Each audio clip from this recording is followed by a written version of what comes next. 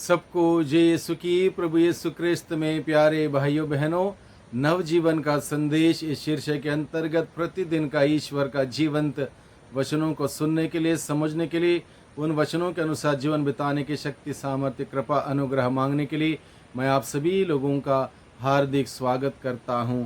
आज जुलाई की 15 तारीख है, सोमवार है और आज का दिन का मुख्य संदेश है कि प्रभु हम सबों को प्रभु में जीने के लिए बुलाता है, अपना जीवन प्रभु के लिए स्पेंड करने के लिए बुलाता है, निमंत्रण देता है और प्रभु हमें बहुतायत का जीवन देगा। जब मैं प्रभु के लिए अपना जीवन निछावर करने के लिए, अपना जीवन प्रभु के कार्यों में, प्रभु की सेवा में करने के लिए, प्रभु के लिए स्पेंड करने के लिए मैं तैयार होता हूँ, प्रभु मुझे बहुतायत का जीवन प्रदान करेगा। ये शीर्षक के साथ, इस थीम के साथ प्रभु आज के दिन में हम सबों को अपने वचनों पर मनन चिंतन करने के लिए निमंत्रण देता है, बुलाता है। तो आइए हम आज के वचनों पर दृष्टि डालें। आज का वचन है संत मत्ती का सुसमाचार अध्याय 10 पद संख्या 34 से आगे और अध्याय 11 पद संख्या 1 तक यह वचन हमें दिया गया है। यहाँ पर लिखा है, या ना समझो कि मैं पृथ्वी पर शांति लेकर आया हूँ, मैं शांति नहीं बल्कि तलवार लेकर आया हूँ। प्रभु क्या कहता है? मैं पृथ्वी पर शांति नहीं बल्कि तलवार लेकर आया हूँ। इसका अर्थ क्या है? इसका अर्थ क्या? इसका अर्थ समझने की आवश्यकता। तलवार का काम क्या है? काटना, छांटना। यानी कि हमारे जीवन में जो बुराइयां हैं, बुरी आदतें हैं, बुरी संगति हैं, ये सब वो तलवार छांटेगा, यानी कि निकालेगा। और ये छांटने का काम कब होगा? जब हम प्रभु का वचन सुनेंगे, वचन के द्वारा प्रभु में विश्वास करेंगे, विश्वास का जीवन जिएंगे, प्रभु के लिए समर्पित सच्चाई का, प्रेम का, ईमानदारी का, शांति का, भाईचारे का जीवन बिताएंगे, तब हमारे जीवन में फर्क आएगा। जब हमारे जीवन में फर्क आएगा तो वहां पर विभाजन होगा। विभाजन कैसे होगा? तलवार का दूसरा काम है काटना। यानी कि अगर हम एक परिवार में रहते हैं, मेरा परिवार जहां मैं और एक या दो लोग प्रभु में विश्वास करने वाले, बाकी लोग प्रभु में विश्वास नहीं करने वाले, तो पवित्रता अपवित्रता दोनों एक साथ रह नहीं सकता। उजाला और अंधकार एक साथ नहीं रह सकता। इस प्रकार से वहां पर विभाजन होगा। इसलिए यही बात प्रभु हम सबों को समझाता है, मैं शांति नहीं बल्कि तलवार लेकर आया हूं। यहाँ किस प्रकार की शांति, किस प्रकार का तलवार की बात प्रभु हमें बताता है? प्रभु की शांति जिसको मिलती है, प्रभु का प्रेम का जिसको अनुभव होता है, प्रभु के प्रेम में जो बढ़ता है, जिसको जो आत्मा से संचालित होकर जीने का प्रयास करता है, वह व्यक्ति अन्य लोगों से भिन्न हो जाता है, अन्य लोगों से अलग हो जाता है। जो आत्मा से संचालित नहीं है, जो पवित्रता का जीवन नहीं बिताते हैं, जो प्रभु के मूल्य सिद्धांतों के अनुसार नहीं जीवन जीते हैं, उनसे वो अलग हो जाएगा। इस प्रकार से प्रभु कहता है, मैं पुत्र और पिता में, पुत्री और माता में, बहू और सास में फूट डालने आया हूं। यहाँ पर फूट इस प्रकार से इसलिए होगी क्योंकि एक तो प्रभु को जानने वाला, मानने वाला, प्रभु का अनुभव किया हुआ व्यक्ति होगा, दूसरा प्रभु को जानने वाला, मानने वाला, प्रभु का अनुभव किया हुआ व्यक्ति नहीं होगा। यानी कि वहां पर फूट पड़ेगी, वहां पर विभाजन होगा, क्योंकि वहां पर एक प्रकार का संघर्ष होगा, अच्छाई और बुराई के बीच में, सच्चाई और झूठ के बीच में। इस प्रकार से एक प्रकार का एक आध्यात्मिक संघर्ष, एक फाइट वहां पर होगा। इसलिए वहां पर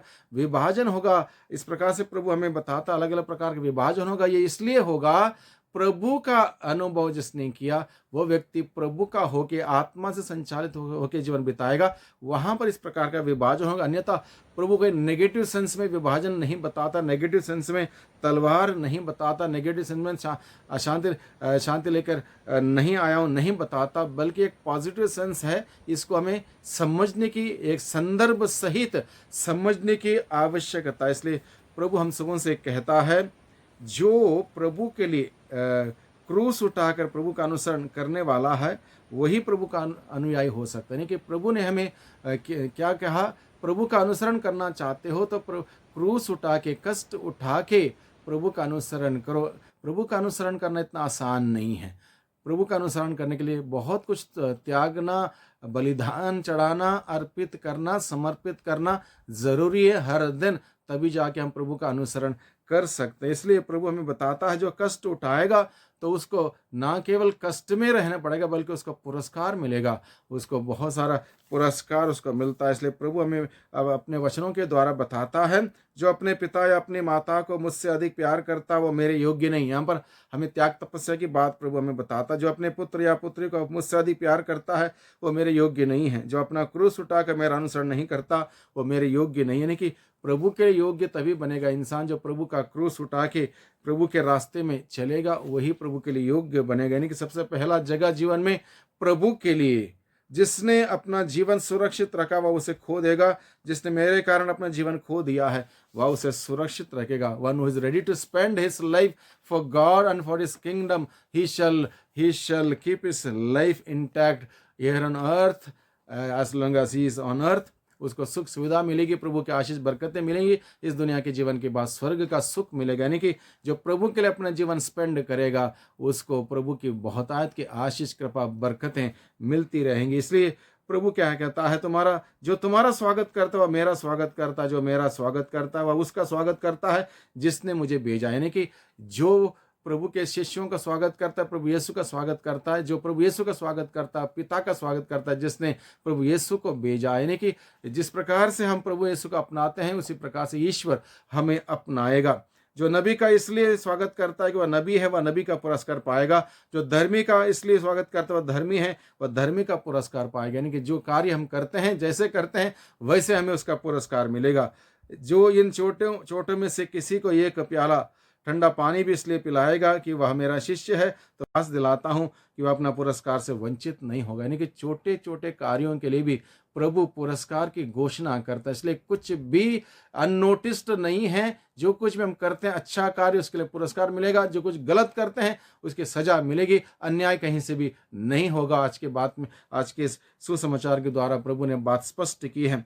अपने 12 शिष्यों को यह अनुदेश देने के बाद ईसा यहूदियों के नगरों में से शिक्षा देने और सुसमाचार का प्रचार करने वहां से चल दिए। यानी कि प्रभु हमें बार बार यही कहता है, spend your life for God and for his kingdom and everything will be given to. यानी कि ईश्वर के लिए अपना जीवन समर्पित करो, अर्पित करो, सब कुछ त्यागो जो प्रभु के प्रेम में आगे बढ़ने के लिए रोकता, बाधा डालता, वंचित करता, उन सबको छोड़ो। सबसे पहला स्थान, पहला जगह ईश्वर को दो और पूरे दिल से, पूरे मन से, आत्मा से, शक्ति से ईश्वर से प्यार करो और ईश्वर तुमसे प्यार करेगा, तुम्हारा जीवन का निर्माण करेगा। इस धरती पर रहते हुए आशीषें, बरकतें बनी रहेंगी। इस धरती के जीवन के बाद स्वर्ग का सुख मिलेगा। इस प्रकार से प्रभु आज के दिन में हम सबों को बुलाता, निमंत्रण करता, उसकी योजना समझने के लिए, उसके वचन को समझते हुए उसके अनुसार जीवन बिताने के लिए प्रभु का बुलावा है। प्रभु को धन्यवाद दें। उस बुलावे के अनुसार जीवन बिताने की शक्ति, सामर्थ्य मांगे, क्योंकि हम सभी जानते हैं